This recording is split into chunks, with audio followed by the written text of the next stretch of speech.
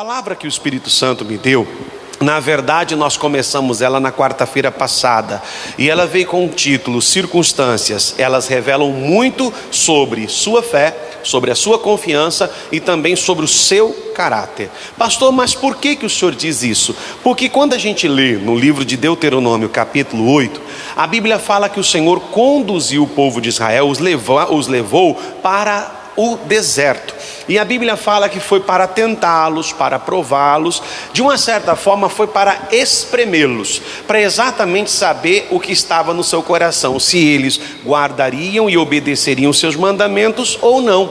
Então hoje entendo eu, pelo Espírito Santo, que quando nós somos sujeitos a uma provação, quando nós estamos sujeitos a uma tentação, quando nós somos colocados num deserto, ou quando estamos enfrentando diversas circunstâncias na nossa vida, e seja ela financeira, saúde, família, casamento, enfim, qualquer uma delas, de uma certa forma ela vai revelar muito a meu respeito.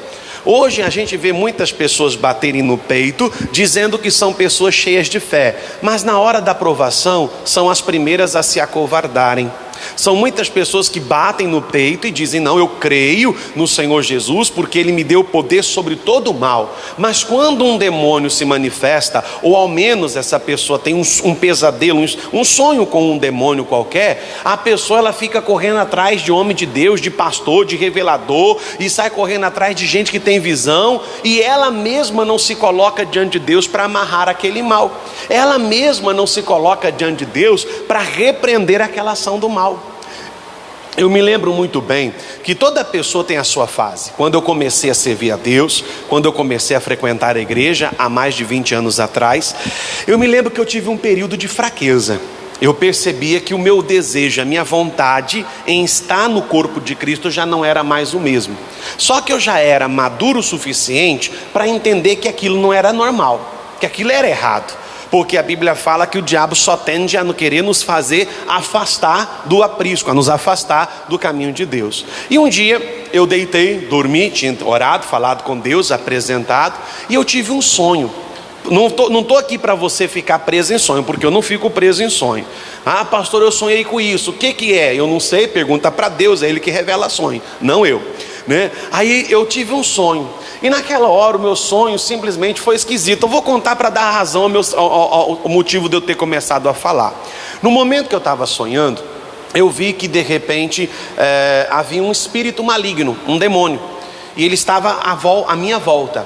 E quando eu vi aquilo, mais do que automático, eu não me amedrontei, eu não fiquei amedrontado. Pelo contrário, eu coloquei em prática aquilo que eu havia aprendido, que todo joelho se dobrará diante do nome de Jesus. E eu comecei a orar. No que eu comecei a orar, aquele demônio começou a se afastar, começou a se distanciar, entrou num cômodo, eu entrei e fui atrás dele orando, repreendendo. Eu fiz como Davi fez, persegui os meus inimigos e os alcancei, os encontrei e os destruí. E eu fui atrás repreendendo aquele mal, até que de repente eu vi que ele se desfez. Quando eu despertei do sono, eu não fiquei aquela pessoa: e agora, o que está acontecendo? Deus tem que me revelar. Não, qualquer pessoa entendida sabe, fala: peraí, eu não estou tendo tanta vontade de ir para a igreja, eu não estou com tanto ânimo de servir a Deus, eu já não estou mais praticando ou fazendo aquilo que antes eu fazia. Então o sonho mostrou para mim o motivo, era um demônio. E aí naquela hora eu me levantei, agora acordado, agora no mundo real, e fiz a minha oração repreendendo aquele mal. Pastor, e o que aconteceu? Estou eu aqui. Olha, eu bem aqui nesse momento, nesse lugar, pregando para você, sendo seu pastor, para abençoar a sua vida e fazer por você aquilo que o meu pastor fez por mim um dia. Ou seja, eu percebi que havia um mal contra a minha vida, como existe um mal contra a sua hoje. Existe o mal. Não, pastor, mas eu sou um homem santo de Deus, uma mulher santa de Deus. Diga glória a Deus. Mas repita comigo: santidade não é imunidade. Não é, irmão, você pode ser a pessoa mais santa que for, pode ser aquela pessoa que se enquadra nos requisitos de Deus quando Ele fala que nós temos que ser irrepreensíveis, e pode ser que você seja assim, mas isso não lhe dá garantias de que o mal não se voltará contra a sua vida. Isso não lhe dá garantias que o inimigo não tentará contra você.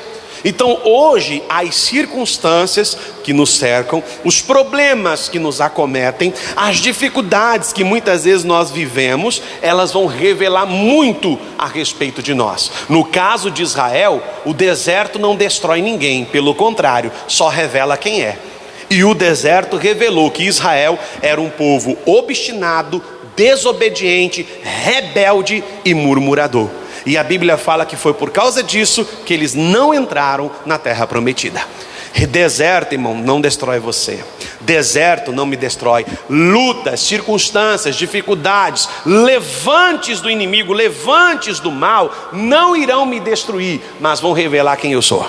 Vão mostrar quem de fato e em verdade eu tenho sido nesse mundo que nós chamamos mundo cristão. Então ele revela 3 coisas. Primeiro, a respeito da sua fé. Quarta-feira nós abordamos dizendo o seguinte, que a nossa fé, ela é testada em 2 ângulos. Primeiro, quando uma situação ela perdura por um pouco mais de tempo.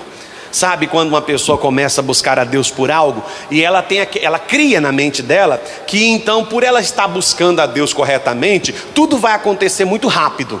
Tudo vai se concretizar muito rápido. Ou seja, a gente vai ver as coisas acontecerem assim, ó. E a gente cria essa expectativa. E quando aquela bênção tão desejada, quando aquela ordem, aquele conserto, aquela mudança tão desejada começa a demorar um pouco mais do que a gente espreitou, um pouco mais do que a gente imaginou, a gente começa a revelar quem nós somos.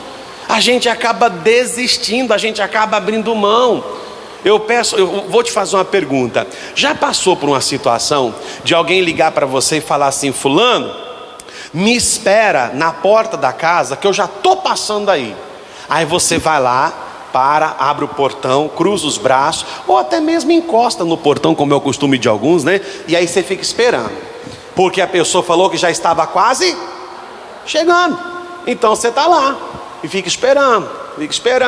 Aí de repente você já começa a mudar de um lado para o outro. Aí está esperando. Aí você dá uma olhadinha para um lado, uma olhadinha para o outro. Aí de repente bate um farol, você meio que se anima, né? É a pessoa, mas aí vai para outro canto. Aí você volta para o seu lugar. Aí de repente você começa a olhar. Ué, mas falou que estava na sua mente agora, tá? Você não está falando. Porque se você falar, os outros vão pensar que você é doido, né? Já pensou você na porta da sua casa falando sozinho? Vai falar que você está com um demônio perturbado, né? Aí você fica na mente: ué, mas não falou que ia chegar agorinha mesmo? Aí já pega o celular e olha. Aí já manda a mensagem: está chegando? Aí não responde. Aí você fica ali. Até que chega um ponto que você faz o quê? Volta para dentro. Você entra para casa. E aí quando você está lá dentro da sua casa, aí você já vai até com raiva para atender. Poxa, mas eu esperei, você chegou só agora. Por que você fez isso? Poxa, eu tenho coisa para fazer, não sou desocupado. No mundo espiritual, nós temos sido da mesma forma. Quando as nossas bênçãos, quando os nossos milagres, quando aquilo que a gente mais deseja, aquilo que a gente mais sonha, demora a chegar um pouco a mais do tempo, a gente acaba murmurando, a gente acaba reclamando, se não, até jogando a toalha. Sabe, eu vou procurar outro meio, vou procurar outra forma, vou procurar outro jeito, porque eu estou esperando, e eu não sei há quanto tempo eu vou ter que esperar, até o milagre acontecer, até a obra acontecer. Nós estudamos isso em João capítulo 5, versículo 1 ao 15, que fala a respeito de um paralítico que ficou 38 anos, ele sofria, 38 anos ele estava nessa situação, e esperava que no mover das águas, ele pudesse mergulhar nas águas e ficar o quê? Curado. Irmão, mas passavam-se mais tempo, e aquele rapaz jamais deixou de acreditar, tanto que ele permaneceu na beira do tanque, até que um dia veio um milagre maior chamado Jesus. Diga glória a Deus. E a Bíblia fala que então ele disse assim: toma tua cama e anda. E aí a Bíblia fala que ele se levantou e ficou curado naquela hora. Não desista só porque uma bênção que você espera está demorando um pouco. Ah, pastor, mas quando o senhor fala demorando um pouco, para mim já se fazem anos. Eu acredito o seguinte, irmão: se eu esperar 2, 3, 4, 5 anos que seja, contanto que eu tenha a vitória lá na frente, para mim vai ser muito melhor do que ficar esperando a vida toda sem receber nada. Eu prefiro esperar o tempo que é determinado pelo Senhor, o tempo que é determinado por Deus, irmão. Porque se a gente olhar para a estrutura da vida espiritual de muitos cristãos nos dias de hoje, até para receber certas bênçãos eles não têm estrutura. Não tem. Tem aqueles que receberam a bênção da prosperidade precocemente se desviaram por causa dela. Aqueles que receberam a cura, que vieram buscar, que estavam no leito da morte dizendo: não, eu aceito Jesus, tudo que eu quero é Ele na minha vida. Deus, Ele foi benevolente e misericordioso, e Jesus os curou. Mas essas pessoas, na primeira oportunidade que elas tiveram, ao sair do leito, foi voltar para a vida de pecado, para a vida de erro. Ou seja, não tinha nem estrutura para ser curado, não tinha estrutura para ser abençoado, e por aí afora vai. Eu vou falar algo aqui que pode parecer até um pouco polêmico, mas algumas mulheres que falavam: pastor, o sonho da minha vida é ser mãe, e o dia que o filho nasceu, hoje é um motivo para não vir mais na igreja. Ué, mas por quê? Não, pastor, porque eu não tenho com quem deixar. Mas Deus te deu o filho para você deixar com alguém ou para trazer na casa dele? O que Deus fez? Deus te deu filho para você trazer na casa dele, para você poder levá-lo para a escolinha, ensiná-lo a estar lá, aprender da maneira deles, crescer da maneira deles, e por aí afora vai. Mas muitos, depois que tiveram filho, irmão, vou falar uma coisa séria aqui: morreram para o marido e morreram para a igreja. Não tem como eu ir, eu não tenho condições, é complicado. Se esforce. Agora é tempo de se esforçar, porque agora você tem uma responsabilidade a mais: ensinar a criança o caminho que ela deve, para quando crescer não se desviar dele. E olha que Deus está falando com gente na televisão também. Irmão, não é porque o meu milagre, não é porque a minha bênção, não é porque aquilo que eu tanto almejo e desejo está demorando um pouco mais, que significa que não vai chegar. Porque diz as escrituras: porque mais um pouquinho de tempo, o que há de vir virá e não tardará. Diga glória a Deus.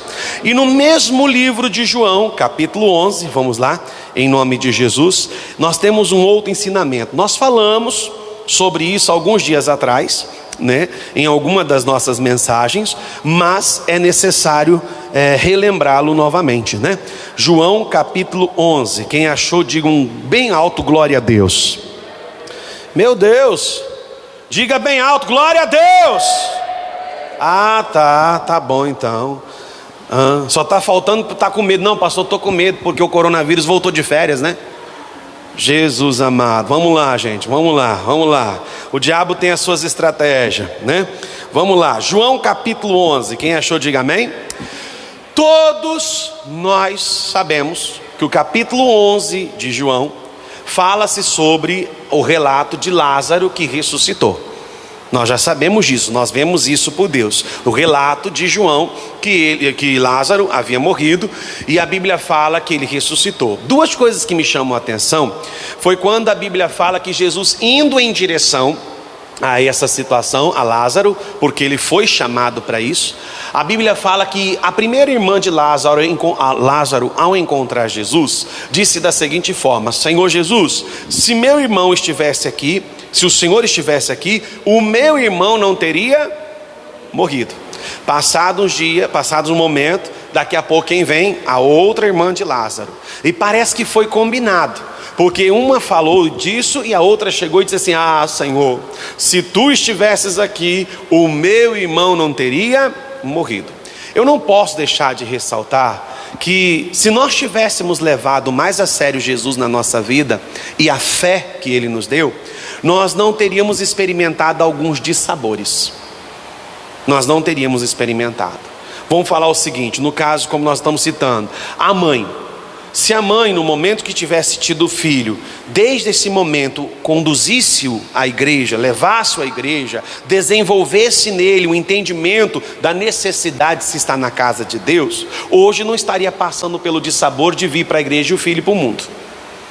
Não estaria passando por isso, porque a criança já teria crescido nessa área. Mas a pessoa fez o quê? Não levou a sério isso, não levou a sério a fé, não levou a sério os ensinamentos de Jesus. Resultado, hoje, irmão, para o filho vir à igreja, muitas vezes tem que ser até ameaçado. Ou você vai tomar a sua. Ou você vai, ou então você não vai para canto nenhum. Não, mãe, aí começa a barganhar, Mãe, então se eu for na igreja, só deixa eu ir lá na casa de fulano, jogar videogame. Deixa. Mas primeiro você vai para a igreja. E a mãe está achando que ela está sendo sábia. Posso falar uma coisa para o pai? Quem é pai, quem é mãe aqui? Levanta a mão. Levanta a mão. Então deixa eu te dizer uma coisa para você. Na sua casa, você é chefe de estado. Você não negocia com ninguém. Sua palavra é palavra final e acabou.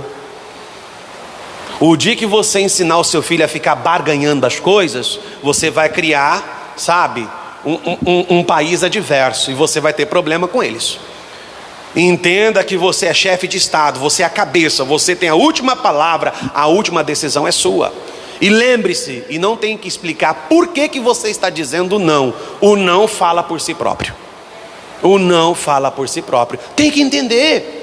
Temos que compreender, temos que abrir os nossos olhos. Se nós tivéssemos levado a sério a nossa fé, a palavra, os ensinamentos, nós não estaríamos enfrentando alguns dissabores que hoje nós estamos enfrentando. Lembre deles: Senhor, se tu estivesses aqui, meu irmão não teria morrido. Pastor, se eu fosse um pouco mais firme na presença de Deus, se eu tivesse colocado mais os meus joelhos no chão, se eu tivesse, olha aqui, isso aqui é profético, tá? Se eu tivesse desempenhado melhor, desenvolvido melhor a minha oração diante de Deus, pastor, eu acho que eu não teria sofrido ou vivido certas coisas. Pastor, se eu não fosse aquele cristão que vou só na igreja para receber oração, mas que também tivesse o critério de aprender a fazer a oração. Porque se a gente pegar pessoas hoje em dia, irmão, não sabem fazer oração de cura. Se você pegar algumas pessoas, não sabem fazer oração de libertação, porque na cabeça deles o diabo colocou da seguinte forma: os únicos que têm poder para fazer isso são os pastores. Mas eu não vejo nas escrituras sagradas assim. Eu me lembro de um fato de uma moça, claro que ela já era obreira, só que se tratando de estrutura física, a mulher ela está em desvantagem com o homem, não é verdade? Sim ou não? É uma natureza que Deus fez, né? E aí eu me lembro que essa obreira, ela me contando testemunho há muitos anos atrás, estava em casa e ela era bem menor do que é hoje, era mais jovem. E aí hoje ela já é mulher, mãe de filhos e tudo mais. E ela falou assim: irmão, Deus fez uma coisa comigo essa semana. Eu falei: o que aconteceu? Ela disse assim: olha, irmão, eu estava em casa, de repente a minha vizinha correu de madrugada e começou a fazer uma gritaria: irmã, pelo amor de Deus, me ajuda. E aí minha mãe saiu, eu saí. Eu falei assim: o que está acontecendo? A gente até achou que alguém estava passando mal e morrendo. E ela disse assim: não, o meu marido está incorporado com demônio, eu não sei mais o que fazer. Aí aquela obreira pensou assim: meu Deus, o marido dela é desse tamanhão. E na época ela era desse tamanho, franzina. Ela virou assim: pai, vamos lá. O pai dela falou: o que eu vou fazer? Vamos lá. Chamou. Aí fez assim: pai, o senhor é forte, segura esse homem aí. E o pai foi e segurou o homem. Ela colocou a mão e fez o trabalho de libertação e mandou o demônio embora. Me lembro de um outro jovenzinho, menino, criança na igreja. Quantos anos que ele tinha naquela época? Uns 7 anos? 8 anos, ele tinha 8 anos. Só que ele veio de uma família abaixo da média, né? Eram todos pequenininhos, até hoje são todos pequenininhos. Ele amadureceu, se tornou homem, é pai de família, mas continua pequeno. Só que ele era pequenininho. E aí eu me lembro que começou a oração de libertação para poder expulsar demônio. E de repente eu estou lá vendo aquele menininho, o obreirinho mirim, e ele andando no meio do povo. Falei assim: vamos ver o que esse cara vai aprontar. Ele não aguenta nem ele mesmo, o que ele vai fazer? E ele vai. Irmão, foi para Deus me ensinar uma lição. Autoridade é autoridade. Aquele rapazinho olhou para um homem, viu que ele não estava bem. Ele não colocou a mão, ele só estendeu a mão e ordenou que o demônio caísse de joelhos. O demônio caiu de joelhos, ele colocou a mão na cabeça do homem e o libertou em nome de Jesus. Se nós tivéssemos levado mais a sério a Cristo, a fé e a sua palavra de autoridade, nós não teríamos sofrido alguns danos que sofremos aí atrás. Nós não teríamos perdido, nós não teríamos vivido dissabores como muitos viveram esses dias atrás. Se tu estivesses aqui, meu irmão não teria morrido. Mas no versículo 17, diz assim: chegando, pois, Jesus achou que já havia 4 dias que estava no sepulcro, né? Vou fazer uma leitura direta. Ora, Betânia distava de Jerusalém quase 15 estádios, e muitos dos judeus tinham ido consolar a Marta e Maria acerca de seu irmão. Ouvindo, pois, Marta que Jesus vinha, saiu-lhe ao encontro, e Maria, ao seu encontro. Maria, porém, ficou assentada em casa. 21. Disse, pois, Marta a Jesus: Senhor, se tu estivesses aqui, meu irmão não teria... Mas também agora sei que tudo quanto pedires a Deus, Deus o concederá. Disse-lhe Jesus: teu irmão há de ressuscitar. O que ela acabou de dizer? Se tu estivesses aqui, meu irmão não teria. Mas, olha só o que ela disse, preste atenção. Mas também eu sei que tudo que você pedir a Deus, tudo que o Senhor pedir a Deus, Ele tu concederá, Ele o fará, Ele vai te ouvir. Então Jesus ali na primeira instância já lhe deu uma esperança: teu irmão há de ressuscitar. E ela não compreendeu. Eu vou trazer uma mensagem aqui para vocês alguns dias, mensagem essa que foi inspirada no meu coração pelo pastor Jaime, quando ele usou o texto que fala assim, que Jó falava do que não conhecia. E tem muita gente, irmão, que fala do que não conhece. Fala de Jesus, mas não conhece Ele. Fala de fé, mas não tem. Fala de crer, mas não crê. Tudo isso, porque essa mulher acabou de dizer: Senhor, eu sei, eu tenho certeza que tudo que você falar com Deus, Ele te ouvirá. E quando Jesus lhe deu o primeiro sinal de esperança, ela pulou fora. Falava do que não sabia. Não, Senhor, eu sei que Ele há de ressuscitar no dia dos mortos. Mas Jesus não estava falando, referindo-se ao dia dos mortos. Jesus estava dando a ela esperança naquele momento. Nunca venha à casa de Deus esperando ou acreditando que uma palavra que Deus está te dando agora vai ser para cumprir um milagre há anos lá na frente. Se Deus está te dando uma palavra agora, é porque Ele se faz presente para mudar a tua história em nome de Jesus. Esse é o nosso Deus. Não, pastor, eu sei, Deus me deu uma palavra, uma promessa que vai se cumprir um dia. Alguns já estão quase à beira da morte e ainda esperam ver promessa, irmão. Não, pastor, porque quem tem promessa não morre. Morre. Nós temos várias pessoas, irmãos, que mesmo com a promessa morreram. Não fica nessa religiosidade, não. Não morre aquele que crê de fato e em verdade. Agora aquele que só vai empurrando com a barriga, só fica naqueles clichê: não, porque quem tem promessa não morre. Não, meu irmão, o nosso Deus está aqui para mudar a tua vida em nome de Jesus. O nosso Deus está aqui para fazer exatamente o que você não só como quer, mas como Ele pregou, o que você precisa. Ele há de ressuscitar. Não, Senhor, eu sei, no dia da ressurreição. E olha a resposta, versículo 25. E disse-lhe Jesus: eu sou o quê? Mais alto, eu sou o quê? Em outras palavras, Jesus deu um outro sinal. Então esse é o dia. Porque eu sou essa ressurreição, eu sou a vida. Então chegou o dia. Não era sobre isso que eu estava falando, mas já que você foi por esse lado, então eu vou te dizer uma novidade: eu sou ressurreição e a vida. E o que mais diz lá? E quem crê em mim, ainda que esteja morto, o que, pessoal? Então a nossa fé, ela é testada quando uma bênção, quando um milagre, quando uma vitória, quando alguma coisa que a gente almeja tanto demora, perdura por um bom tempo, ou quando alguma coisa horrível já aconteceu. Sabe? Alguns falam assim: pastor, enquanto há vida há esperança. Mas para Jesus, irmão, aquele que ainda que esteja morto viverá. Não, pastor, mas sabe, já aconteceu, já passou, não tem. Eu fiz de tudo para ocorrer, para não acontecer o que aconteceu, mas já que aconteceu, não tem mais jeito. Quem está te dizendo isso? É Deus? É Jesus? É o Espírito Santo? É a palavra? Ou será que são duas coisas? Primeiro, o demônio falando na sua mente? Ou será que é a sua carne que está gritando mais alto? Porque quando eu ando na carne, irmão, para mim nada tem jeito. Quando eu ando na carne, para a pessoa que anda na carne, nada vai dar certo. A pessoa se torna uma pessoa tão pessimista, irmão, que a pessoa, em outras palavras, está com queijo, a faca e o queijo, mas ainda deixa o queijo estragar. A pessoa, ela é tomada por esse sentimento. Não, já aconteceu, o que eu posso fazer? Se você por isso, irmão, por isso que milagre é milagre. Por isso que milagre é milagre. Porque se você olha para o pastor, porque se você olha para o pastor, porque se você tenta explicar milagre, você não vai conseguir.